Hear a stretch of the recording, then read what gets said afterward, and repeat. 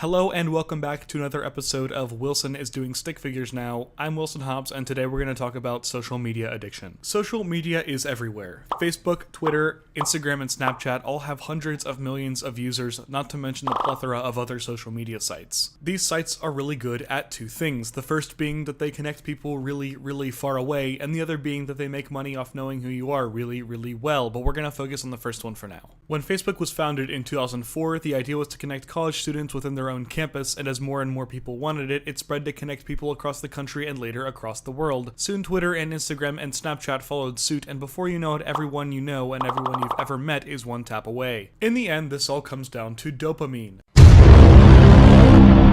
Humans are social animals, and as such, we like talking to other people. Studies have shown that social interaction leads to releasing the reward hormone dopamine in the brain, and through evolution over thousands and thousands of years, the primates that didn't have this trait were naturally deselected.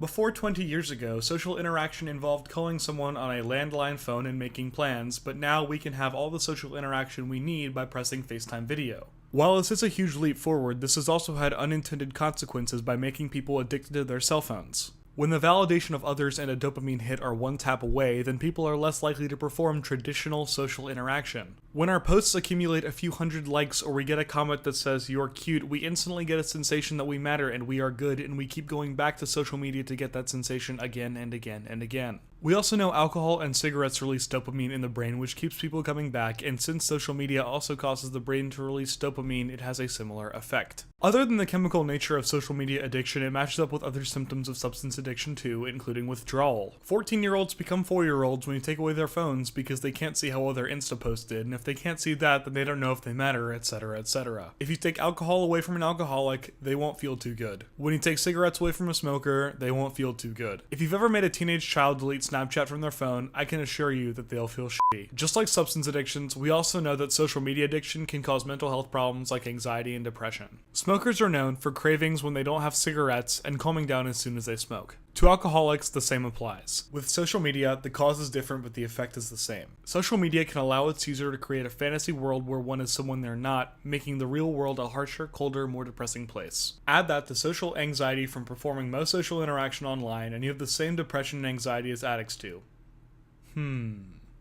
Unfortunately, this is a wider spread problem than we initially anticipated because 4 times more kids admit to having a social media addiction than admit to having vaped in the last 30 days. It seems like every Tom, Dick, and Harry has a Juul nowadays, and for that to be a fraction of the number of teenagers with a social media addiction is frightening to say the least. By now it probably seems like all hope is lost, our generation is dumb, let's pack up and leave Gen Alpha to rot, but there are things we can do, the easiest being turn off notifications for social media apps. In apps like Facebook, Instagram, and Candy Crush where no one is trying to contact you directly, turning off those notifications will keep you off your phone more. Notifications have been manipulated to suck you into your phone and suck you back into those apps, so turning them off is a quick fix. When I turned them off for Snapchat, I no longer felt obligated to respond to everyone all the time. When I turned them off for Facebook, I ended up stopping using Facebook altogether. The other thing one can do is use the screen time feature on their device. By seeing which apps you use the most each day and how much you actually use your phone, you can actually know where the problem areas are, and even just being aware of the problem can make it better. I'll end with a quote from the Harvard magazine that I found while researching this project.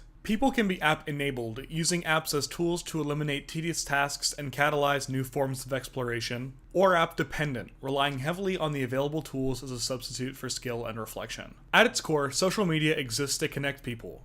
By remembering this principle and using it as a medium to connect us with the people we care about, we can live lives that are enabled by social media, not ones that are dependent on it.